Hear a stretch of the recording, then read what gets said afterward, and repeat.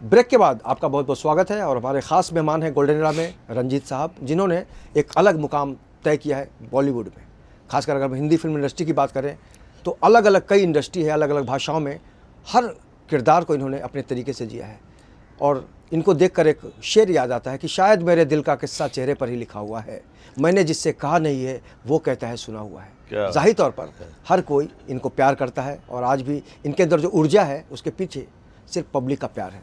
ऐसा मानते हैं अभी हम तो देख के कोई नहीं कहता। सर आप राज कपूर तक पहुँचे, आपने वहाँ आर.के. स्टूडियो का देखा। कभी हो ही नहीं सकता ना, ये सपने में भी नहीं हो सकता, सोचा भी नहीं था किसी इन ने। लोगों को और इतने बड़े बड़े स्टार के साथ आप यहाँ तक आए। मिल जाए तो उनको तो दूर ही नहीं आ सकते थे कोई।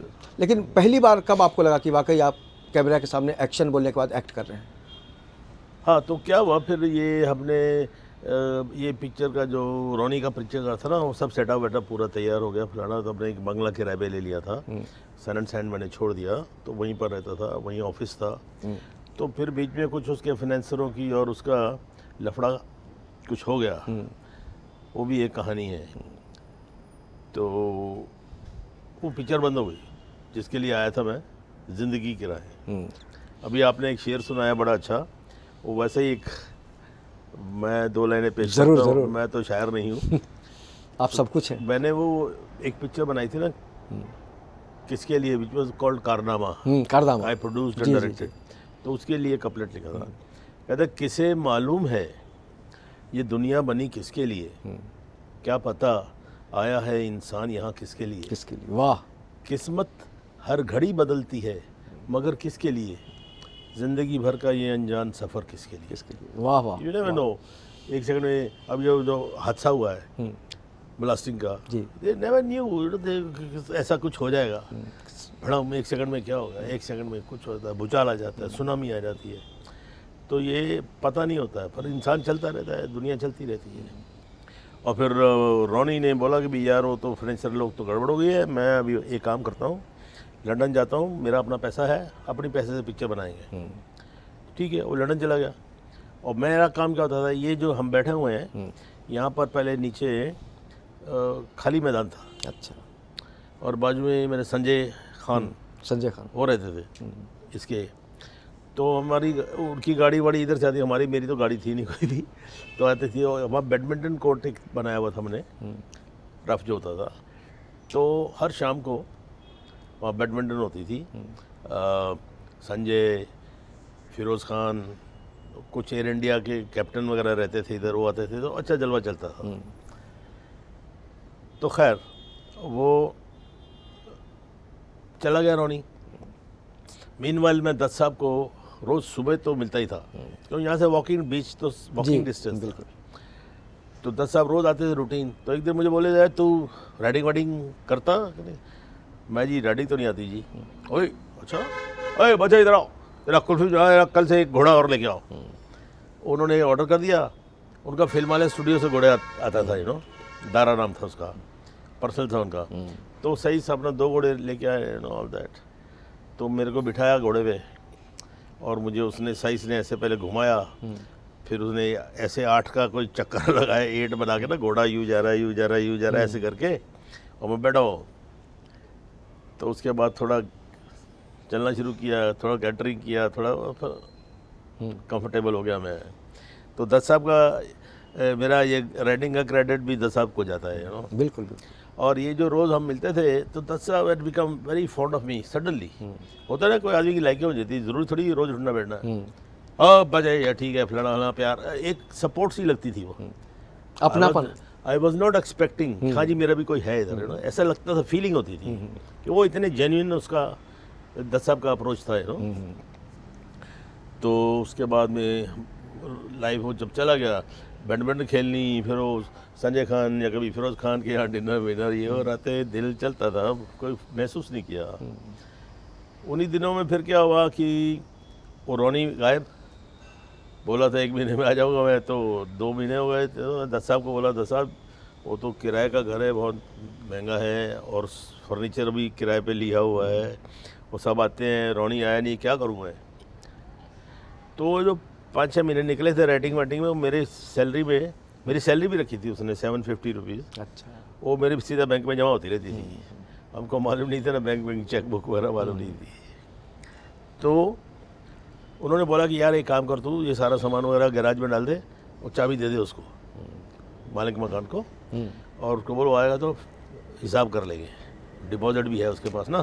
मैं जी हाँ कोई ऐसा तो है। और बोले कि तुम एक काम करो, अपना सामान बैग लेके मेरे पास आ जाओ, मेरा जो गेस्ट हाउस है उधर सन किस्ट बांद्रा में जहाँ ऑफिस था उसके ऊपर था उनका कोई कमरा वमरा, तो वहाँ आके ठहर जाओ। तो I was really very happy, you know, moved. फिर मेरे दिल में आया यार एक आदमी ने उंगली पकड़ाई है थोड़ी कि हाथ ही पकड़ लो, वो इतना प्यार दे रहे हैं, उन्होंने बोला है तो इसका मतलब ही हाँ जी भाई गुड उठाए चले गए। तो मेरा एक दोस्त था, उसके थ्रू मैंने पता किया, तो जगह मुझे एक उसने, पहली रात तो पेइंग गेस्ट में गए, वो भी चोरी जगह नहीं थी अंदर, खिड़की से कूद के ले वो बैठा था मूछ वाला उधर ही जहाँ वो पेइंग गेस्ट में रहता, मेरा एक दोस्त दिल्ली का था। तो मुझे बाहर खड़ा किया, उसके बाद उधर इशारा किया, उसकी जो कमरे की खिड़की थी ना बांद्रा में था वो जो पाली हिल की ऊपर रोड है उधर ही कहीं था। अब मैं इशारे से साला डर भी रहा हूँ कि ये क्या चक्कर है, तो खिड़की से मुझे अंदर लिया, तो खिड़की में जो उसका जो बेड था ना, उसका सिर उधर उधर सर के दोनों सोए अब उधर, और सुबह चलो जल्दी उठ, उसको उठा दिया, यू नो, उठा के मेरे को बाहर ही चाय वाय पिलाई, you know, all that kind of stuff. तो खैर वो भी एक्सपीरियंस किया, यू नो। एंड उसके बाद क्या नाम लेते हैं, कोई और शिवाजी पार्क में कोई जगह वाले ले लिया हमने, पर रूटीन यही थी कि दत्त साहब को मिलना, दिलीप साहब के घर में भी, दिलीप साहब को भी बड़े जानते हैं, उनके घर में भी काफ़ी दिन में आता जाता रहता था कंफर्टेबली।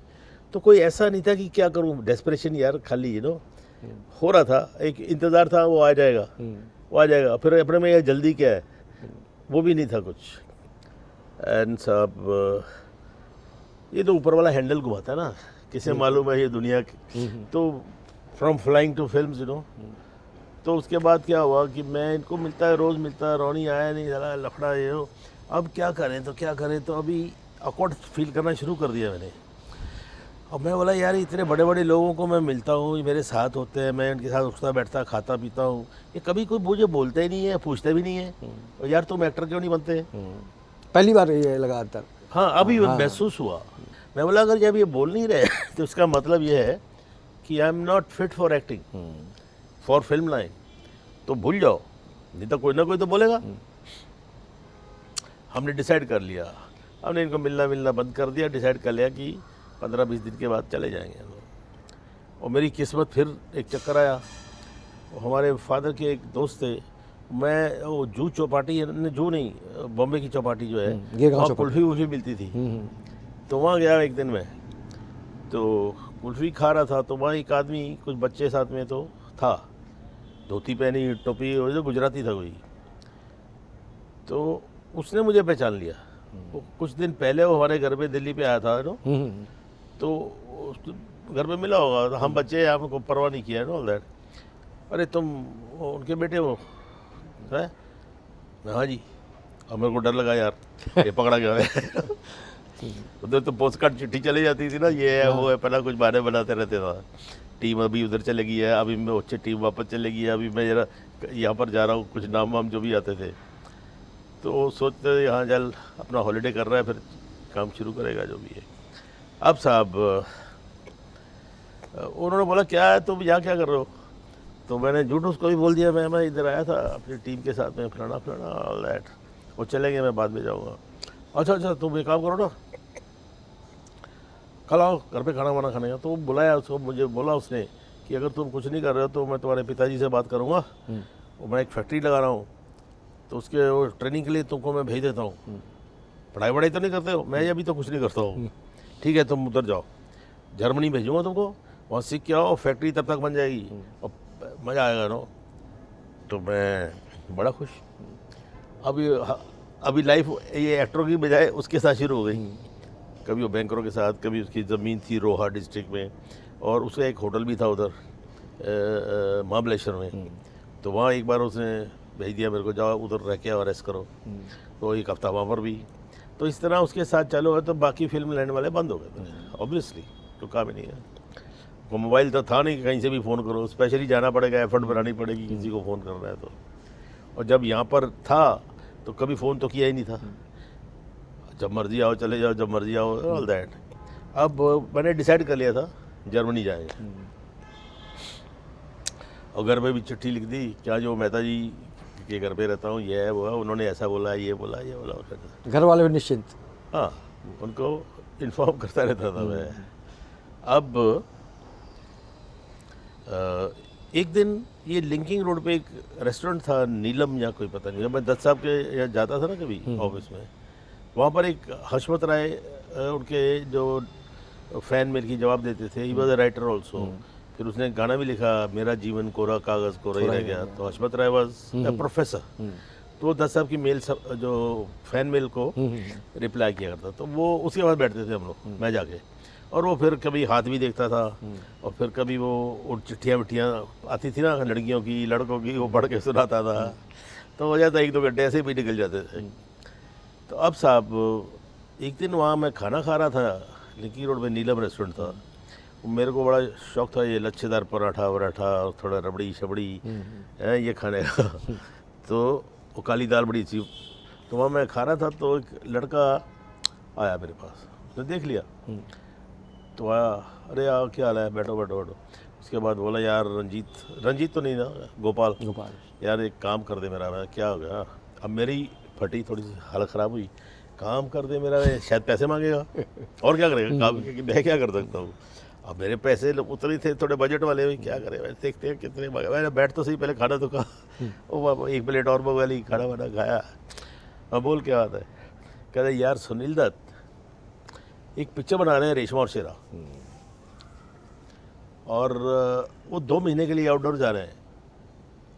मुझे उसमें यार किसी भी डिपार्टमेंट में काम मिल जाए तो मेरे 2 महीने में 1.5 शिफ्ट मिलती है, चाहे साला जूनियर आर्टिस्ट बन जाए, चाहे प्रोडक्शन में लग जाए, कहीं भी लगा दो।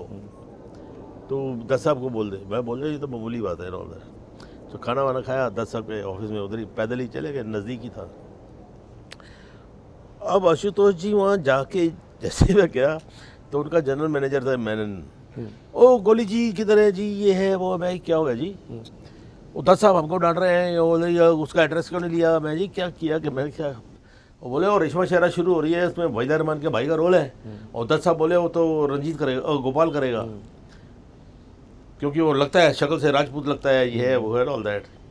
वहीदा का भाई भी लगेगा। मैं क्या, अच्छा जी, वेरी स्वीट। मेरे को बड़ा दिल में हुआ यार, मैं तो मिला भी नहीं और कभी बोला भी नहीं कि काम चाहिए। खैर मैं बोला, मैंने साहब एक काम कीजिए, वो तो मैं दत्त साहब कहाँ? बोले मद्रास में कल आने वाले। मैं कहा कल मैं आके मिलूँगा, थैंक यू मैं ऑल्सो। मीनवाइल ये यार अपना दोस्त है, दिल्ली का है, स्ट्रगल कर रहा है, इसको कहीं भी डलवा दीजिए ना। उन्होंने घंटी मारी, उसने उसका नाम वाम ले लिया अपना, अच्छा फलानी डेट को आ जाना भैया। ठीक है, उसका काम हो गया। और मैं दूसरे दिन दत्त साहब को थैंक्स बोलने के लिए गया। अब मैं ऊपर गया तो दत्त साहब तो थे नहीं। तो बोला, मैंने बोला कि दत्त साहब तो एयरपोर्ट से चले गए, वो फिल्मिस्तान स्टूडियो था वहाँ चले गए। अच्छा अच्छा, चाय आ गई और उसको याद आ था, बोली जी आप कल आए थे ना, आपके जाने के बाद एक फ़ोन आया था, उसका नाम क्या, मोहन कुमार का। मैं यार मोहन कुमार को तो नहीं जानता मैं, मोहन सहगल होगा। हाँ हाँ मोहन सहगल। अब मोहन सहगल बिगर प्रोड्यूसर डायरेक्टर, बड़ा था वो। तो मैं मिला था किसी के थ्रू जब मैं था उधर। अब साहब मैंने मोहन सागर को फ़ोन किया तो उनका फ़ोन पे जवाब आया, ओ यार किथे यार तेरा, वो पता नहीं हो कुछ नहीं, ये हो मैं एक पिक्चर नया लड़का नई लड़की लेके शुरू कर रहा हूँ, तो उसमें एक रोल था छोटा, मैं सोचा तेरे को दे देते हैं। ये कमाल है यार। तो मैं बोला ठीक है मोहन जी मैं आपको मिलता हूँ। उन्होंने मिलना किया यार, और मैंने किसी को बुलाया है, एक वो एक्टर गुजरात है उपेंद्र त्रिवेदी, वो बाद में शायद मिनिस्टर भी बन गया था कुछ, वो बड़ा भैया काफ़ी बड़ा एक्टर भी बन गया था गुजरात का। उपेंद्र त्रिवेदी को उन्होंने बुलाया था कि यार ये रोल उसको दे दो, वो गोपाल नहीं मिलता तो कोई बात नहीं। तो बोले मैं उसको बुलाया यार एक लड़के को, तुम एक काम करो, करना है तो आ जाओ, नहीं करना है तो बताओ हाँ या ना। मैं जी मोहन जी मैं आता हूँ ना, अभी मेरे को डिसाइड करना था, साला छोटा रोल, इधर भी छोटा रोल और जर्मनी जाने का है, क्या करूँ। अब तो साहब मैंने बोला आ रहा हूँ, तो ठीक है। तो हम टैक्सी में बैठे वादरा से, वो रहते थे मरीन ड्राइव, वो गोविंद महल में नो 5th फ्लोर पे। तो मैंने साहब लिफ्ट में डिसाइड किया यार छोड़ो ना, मैं जो जर्मनी वरमनी तो यार कभी भी चले जाएंगे। हैं? और नौकरी किसी क्यों करनी है, नौकरी करनी तो अपने बाप के साथ काम करेंगे। और ये लिफ्ट में चल रहा हूँ मैं, फिल्म में काम करते, तो लिफ्ट में डिसाइड किया मैंने, बिना रोल सुने मुने, मैं बोला हाँ जी फिल्मों में काम करेंगे। वहाँ से सफ़र शुरू हुआ। सफ़र शुरू हुआ और मैं अंदर गया तो मोहन जी ने अपने उसको बोला, ब्रदर इन लॉ उसका प्रोडक्शन मैनेजर, तो इसका मेजरमेंट वगैरह ले लो। और 5-6 दिन के बाद शूटिंग सावन भादों की। उसमें नाम कैसे बदल गया उस दौरान? रेखा और नवीन निश्चल के साथ पिक्चर थी वो, सावन भादो। सावन भादो।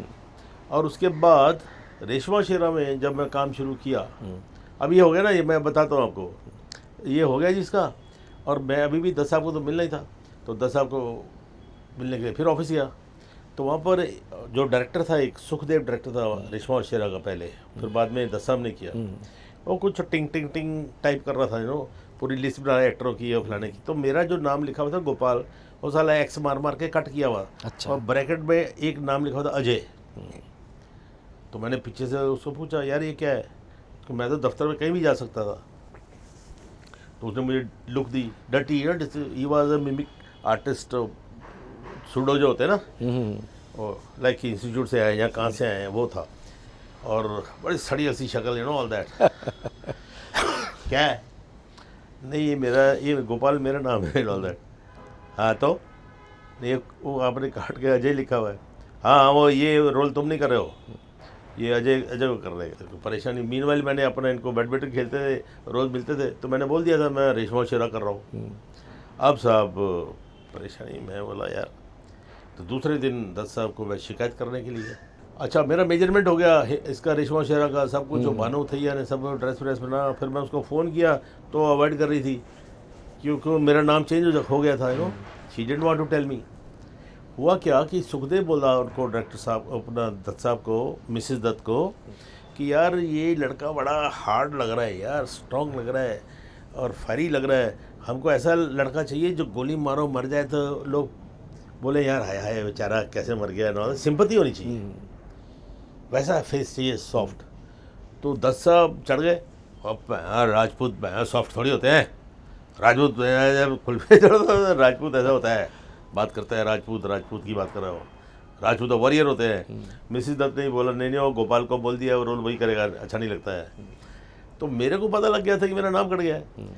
तो मैं दूसरे दिन हमारा ड्रेस ट्रायल था फाइनल, और मुझे संजय खान बोला कि यार पूना चल रहा है, तो मैं बोला वहाँ जाके शर्म करनी है, जो काय को जाने का, चलो पूना चलते हैं। पूना चला गया, मंडे को वापस आया, दफ्तर में गया तो 10 साहब सीढ़ियाँ उतर रहे थे, ओ जो नो मेरी लेफ्ट राइट जी जो फायरिंग किया, what do you think of yourself, you not done anything your life, साला ये है वो है फलाना, Waheeda Rehman came twice to my office for the dress trial, पेज चला गया अभी डिज़ाइनिंग का, फलाना फलाना फलाना, तुम्हारा फोटो नहीं आएगा, ये है वो है।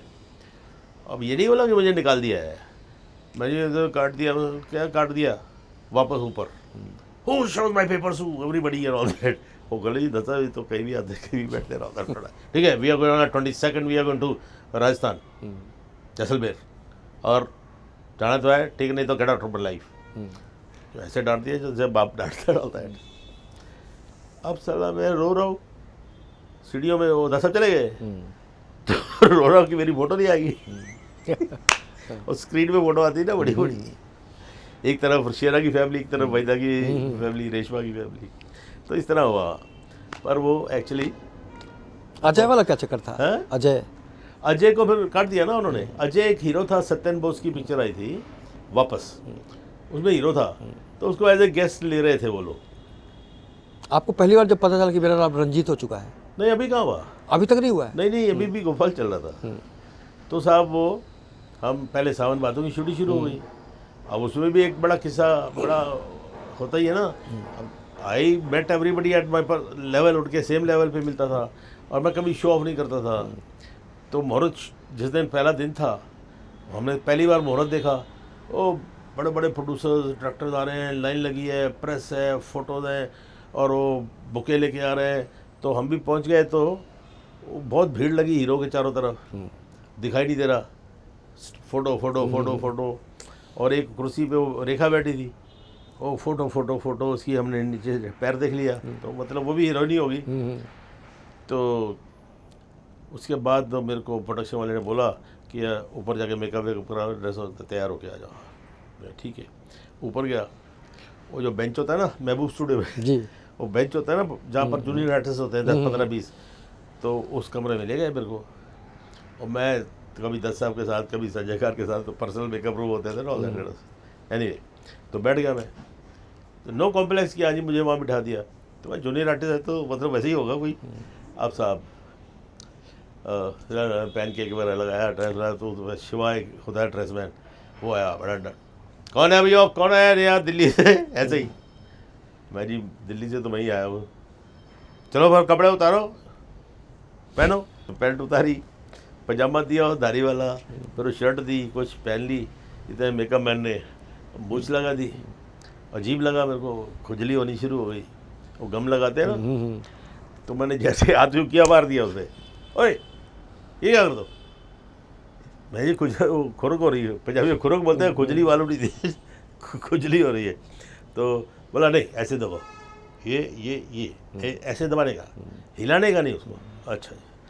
अब वो ड्रेस मैन ने एक हाथ में मेरे को घिया, लंबा घिया होता है ना, लौकी जिसको बोलते हैं वो, और एक हाथ में लाठी दे दी, और नाला मेरा पकड़ के शर्ट उठाई, नाला मेरा बाहर निकाल दिया। भाई जी क्या कर रहे हैं आप? अरे नाला बाहर नजर आना चाहिए, लटकना चाहिए। हम जाके, चलो जाओ नीचे बैठो, इधर कोई तुम्हारा बुलाने नहीं आएगा। जाके नीचे सेट हो चले गए। तो वहाँ गाँव चला। तो मेरे पीछे मोहन सागर के 4-5 असिस्टेंट। ये आशुतोष जी उन दिनों की बात है जब फिल्म इंस्टीट्यूट के लड़के लड़कियाँ technicians, they were dominating the industry. Already वहाँ के ग्रुप आ चुके थे, सुभाष गई, जय बादरी, और जितने भी उन दिनों के जो थे ना, शत्रु and all that kind of stuff. तो हम बैठ गए, और लोहे की कुर्सी जो होती है उस पर बैठ गए, और हमारे घर का सेट लगा था, छोटे छोटे गांव का जो सेट होता था तो वो था। तो मेरे पीछे मोहन सागर के असिस्टेंट खड़े हुए, और उसमें से एक ने, मोहन सिंह काविया नाम था उसका, वो बोलता है अपने दूसरे को, एक दूसरे पर, मैं सुन रहा हूँ कि यार ये रोल तो छोटा है, लेकिन ये इस नाम तो कुछ बोला तो कुछ और था, ये डफर को कहाँ से उठा लाया है, ऑल दैट, मोहन जी कहाँ से ढूंढ लिए। और मेरे को बड़ा गुस्सा आया। मैं सोचा भी न्यू कमर को इनकरेज करना चाहिए। मेरे को तो बहुत गुस्सा आया। मैं यूँ आधा उठा, यूँ हाथ में लाठी, ऐसे देखा उसको, फिर दिल में आया यार नहीं यार, किसी का अच्छा काम हो रहा है, खून खराबा हो जाएगा, छोड़ो। पी गया मैं। बस फिर अपना, मुझे तो रेखा के भी डायलॉग याद, नवीन निश्चल के भी याद, सब सारा पूरा सीन याद।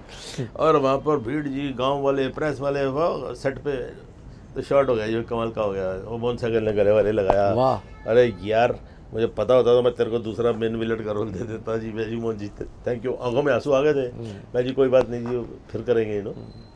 तो शाबाशी वगैरह मिली। फिर वहीं से ये ख़त्म हुआ रेशमा शेरा। वहाँ से फिर मैं एक बार वापस आ रहा था, तो क्या नाम है, राखी मेरे साथ थी, तो उसने बोला मैं एक पिक्चर कर रही हूँ शर्मिली, उसमें एक मेरे कॉलेज फ्रेंड का रोल है, वो कर लो तुम। मैं कर लेंगे। तो उसने बोला मैं फ़ोन कर देती हूँ। समीर गांगुली था डायरेक्टर, तो सुबोध मुखर्जी की पिक्चर थी जिन्होंने शर्मिली बनाई, जिन्होंने वो बनाई थी जंगली शमी जी के साथ में, और भी बड़ी बड़ी पिक्चर। तो मिला उनको, उन्होंने भी कर लिया। तो बस फिर जर्नी चालू हो गई ना। और एक दिन हम जब during the shooting of Reshma Shera, we used to go to 80 kilometres to get in touch with Bombay. Jaisalmer जाना पड़ता था, और ये शूटिंग कर रहे थे हम लोग पोचीना। पोचीना के आगे, वो शाम के आगे, यू नो, बिल्कुल एंड ऑफ, सामने पाकिस्तान की वो था, यू नो, बिल्कुल बॉर्डर। पानी नहीं होता था, कुछ नहीं होता था, टैंकर जाता था पीने का पानी लेके। तो वो रास्ते में एक दिन आ रहे थे, तो दत्त साहब बोले यार कोले यार बचाए, तो एक काम कर यार, तो अपना नाम चेंज कर दे फिल्मों के लिए। तो वो मेरा नाम बलराज है, यू नो, मैं अब सुनील को, वो यूसुफ खान, यू नो, उसका नाम दिलीप कुमार है। तो 2-3 नाम बताए, और राजेश खन्ना है ना बचे, उधर ना जतिन है, पता नहीं ऐसा कुछ बोल दिया उन्होंने मेरे को। जीतू का भी नाम है जितेंद्र। मैं पाजी पापा जी बुलाता था, मैं पापा जी आप ही रख दो ना जो रखना है। हम दोनों ही थे, और कोई नहीं था। और ड्राइवर पीछे बैठा हुआ था, जीप चलती थी, क्यों और तो गाड़ी जा नहीं सकती थी। तो साहब उन्होंने बोला कौन से लेटर से? मैंने बोला जी आर से रख दीजिए। और दूसरा गाड़ी चला रहे हैं। और रंजीत कैसा रहेगा? मैं जी जैसा आपने बोला रंजीत, जो बोलो ठीक है, ठीक है रंजीत। वाह। मैं जी वहाँ पर वो पहुँच गए जैसलमेर और वहाँ पर उन्होंने फ़ोन किया, तो फ़ोन तो करने ही आए थे और कि वो यार वो जो अभी नाम आएगा ना गोपाल की जगह रंजीत लिखना। तो ऐसा कुछ हो गया, मैं देख रहा था तो Ranjit was born there like this. और उसके बाद रंजीत का सफ़र कहाँ तक पहुँचा बाद और क्या आज हुआ, भी जारी मुझे है? रास्ते में सर मुझे परेशानी थी यार, अगर मैं फ्लॉप हो गया या कुछ भी नहीं चला तो दत्त साहब को भी उन्होंने नाम दिया, उसका नाम तो रोशन करना चाहिए ना, कुछ ऐसे कुछ। तो बिल्कुल बहुत बहुत शुभकामनाएं आपको। तो और ऊपर वाले वाकई ने बहुत इंटरेस्टिंग कहानी सुनाई आपने। ऊपर वाले ने बचा लिया तो नाम चल गए, तो थोड़ा ऐसे आज भी होता चल रहा है सर, आज भी चल रहा है। बस बाकी अपने चाहने वालों को क्या कहेंगे जो जिन्होंने आपको बहुत ज़्यादा प्यार दिया? क्या कहूँगा मैं, भी मेरे में अकल ही नहीं है कुछ कहने की, लेकिन जो मेरा एक्सपीरियंस है लाइफ में, जो दिल की आवाज़ होती है ना उसको सुनना चाहिए और किसी का फ़ायदा नहीं कर सकते हो तो नुकसान मत करो, और कोशिश हो हंस लें तो और भी अच्छा, अगर किसी को हंसा दिया तो और भी बड़ी अच्छी बात होती है, which is very difficult. But और क्या, अपनी अपनी की किस्मत होती है सर अब सबकी। जो भी मैंने लिखा ना, किसी नहीं मालूम कुछ कल क्या होने वाला है अभी आप देखिए हम कितना दोस्ती वोस्ती, अभी आज मिलना था तो आज मिले। बिल्कुल, ये कारनामा आज भी जारी है आपका। हाँ जी। फिर क्या हुआ, मैंने इतनी पिक्चरें की, बोर हो गया। मामा अच्छा, I use to honour my commitment. मैंने डेट दे दी तो दे दी, आपको 5 बजे बोला तो मैंने डी, आपने बोला 10-15 मिनट के बाद बोलाइए, तो मैं उस हिसाब से आ गया। टाइम का मेरे को ऑनर करता था मैं। कभी बड़ा से बड़ा प्रोड्यूसर हो, छोटे से छोटा प्रोड्यूसर हो, जिसकी डेट है I used to be there. I started shift wise. मैं, आपको यकीन नहीं होगा कि मैं सुबह उधर शूटिंग करता था श्रीनगर और शाम को बॉम्बे में। 2 बजे की फ़्लाइट पकड़ के 4 बजे इधर बॉम्बे और सुबह की 6 बजे की पकड़ के 8 बजे उधर।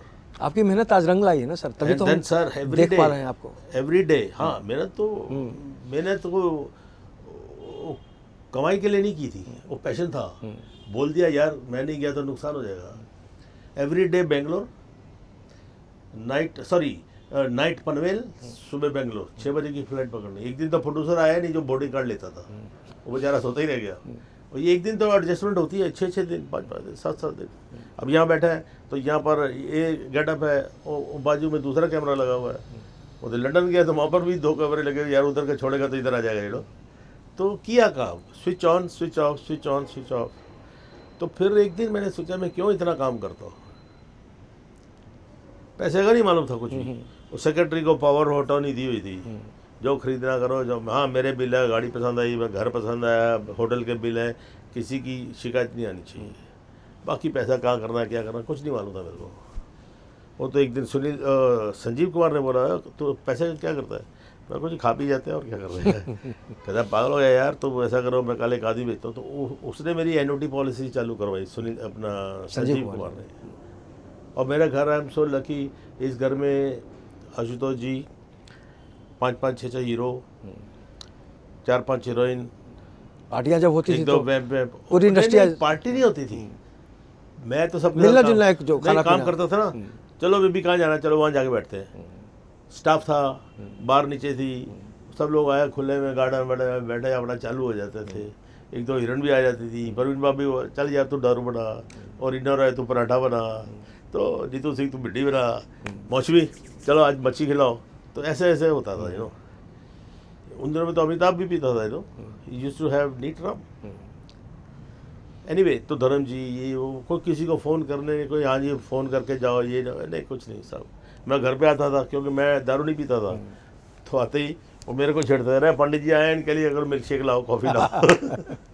कि गोपाल बेदी का जो सफ़र रहा वो रंजीत की तरफ कैसे बढ़ा। और निश्चित रूप से कहा जा सकता है कि जब आपके अंदर कोई लोभ नहीं हो, कोई मोह नहीं हो, तो आप अपने आप को छोड़ देते हैं। और यही कारण है कि रंजीत जी की जो किस्मत है ऊपर वाले ने लिखी है, और जिस तरह से इनका नाम बदला उसके पीछे जो कहानी है उसको दुनिया को समझना चाहिए। हम चलते चलते आपको बहुत बहुत जी। एक बार और सर, मेरे फादर एक्सपायर हुए, पहली बार मेरी आंखों के सामने डेथ कोई हुई, तो मैं तो एक फ्री बर्ड था ना, बिल्कुल एक अननोन साया होता है माँ बाप का जी। मैं सोचा कि मैं पत्ता हो गया लाइक कुछ नहीं, ख़त्म हो गया सब कुछ। तो मेरी नेक्स्ट डे शूटिंग थी हैदराबाद में, फादर चले गए, मैंने अपनी वाइफ को बोला कि तुम यार संभालो, मैं सुबह की फ़्लाइट से जा रहा हूँ। मैंने डायरेक्टर को बोल दिया कि मेरे पॉइंट ऑफ व्यू से जितने भी शॉट्स हैं क्लोज लेके बाकी डुप्लीकेट्स कर लेना। आई डोंट वांट कि यार कोई लोकल बोले यार और रंजीत के फादर चले गए, साला हमको भी मरवा दिया, नुकसान नहीं हो किसी का। तो मैं बोला मेरे बाप को कभी किसी ने उंगली नहीं उठाई, तो I don't want anybody should speak like this, कि रंजीत फादर आई एम बड़ी वी आर डूम सेट होना पड़ा है। तो आई वेंट, मैं मेकअप रूम में धाड़ मार मार के रोता था, फिर वो नॉक करते थे तो सोडे से आंखें धो के मैं जाके फिर शॉट देता विलन का, फिर आगे रोना शुरू, फिर शॉट देना। रात की फ़्लाइट पकड़ के वापस आया। मेरे रिश्तेदार इधर को 70-75 बेड लगे हुए थे और वो सोच रहे थे कि शायद कोई फादर की विल शिल होगी, ये 3 भाई हैं, कोई लफड़ा होगा, ये वकील के पास गया होगा, कुछ भी सोचे हमने, कोई क्लैरिफिकेशन, मतलब I used to honour my commitment, तो फिर बोर हो गया पिक्चरें करते करते भी, तो मैंने फिर अपनी एक पिक्चर लिखी, बनाई भी, कारनामा। और उस वक्त मेरे पास 70-80 वो थी, क्या नाम लेते हैं, पिक्चरें ऑन द फ्लो, तो मैंने सब ख़त्म की and I didn't sign any picture. नहीं तो अभी और 500 बोलते तो 600-700 हो जाती, और क्या होता। वो भी मैंने डिसाइड किया, मैं क्या 0-0 लग रहा है यार, एक दिन खबर आएगी और एक और रंजीत यंग विलन डाइड 500 पिक्चरों में काम किया है, वो क्या है, इसका फ़ायदा क्या है। तो फिर मैंने अपनी पिक्चर लिखनी शुरू की। आप संतुष्ट हैं अपने आप से? अभी देखिए, ऊपर वाले ने मेरी औकात से ज़्यादा मुझे दिया है, लोग प्यार करते हैं, अभी भी काम मिलता रहता है। बिल्कुल। अभी मैं 77, मेरी मूड में आता तो करता हूँ, नहीं आता तो नहीं करता हूँ। अभी एक हाउसफुल 4 आने वाली है, अच्छा रोल है, डबल रोल है। ऐसी पिक्चर भी आती हैं, छोटी आती हैं, और फिर अभी ट्रेंड चेंज हो गया आशुतोष जी। पहले कुछ और टाइप की पिक्चरें, स्टोरीज होती थी, अभी कुछ और। बिल्कुल। तो अभी ये ज़रूरी नहीं है कि आप करते ही रहो। अभी दूसरे आ रहे हैं, नए लोग भी आ रहे हैं, हम भी आए थे किसी ज़माने में, तो वो मेरे को नहीं है, लेकिन काम आता रहता है, मुझे मालूम है, चाहे 2 दिन का हो या 4 दिन का हो। मेरे फैंस फिर बोलते हैं यार आप छोटा रोल क्यों करते हैं, हम तो आपके नाम से सुन के जाते हैं कि अभी मज़ा आएगा कुछ, पर आप जितना भी करते अच्छा होता है। हाउसफुल 2 में 1 दिन का काम था। हाउसफुल 2 में मेरा ख्याल है, मैं तो पिक्चरें देखता नहीं हूँ, मैं ज़िंदगी में 10-15 ही पिक्चरें देखी होंगी अभी तक। अभी रिसेंटली एक पिक्चर देखी थी, उसमें भी सो गया था, अभी नाम क्या लेने का या वो फैमिली को शौक है ना, तो साहब वो ट्रायल था, अपना पर्सनल ट्रायल था। अब साहब वो तो ट्रेंड चेंज हो गया, सब कुछ हो गया, करते हैं आप ट्रेंड भले ही चेंज ना, थोड़ी ये खेती बाड़ी क्या मतलब ये। और लगातार हम यही कोशिश करेंगे कि वाकई ऐसे कलाकार बार बार इंडस्ट्री को मिलते रहें, जिसका नाम अपने आप में बहुत कुछ कह देता है। हमसे बात करने के लिए बहुत बहुत शुक्रिया रंजीत साहब, और हम दुआ करेंगे कि आप शतायु हों और लगातार बस अभी लोगों का मनोरंजन करते जाना तो सबको है, ऐसे हंसते खेलते चले जाए तो अच्छा है, नहीं तो सबको तकलीफ होती है। नहीं, अभी बहुत काम करना है आपको। तो इस खास पेशकश में इतना ही। बाकी की खबरों के लिए आप देखते रहिए In24 न्यूज़, और मुझे दीजिए इजाज़त। नमस्कार।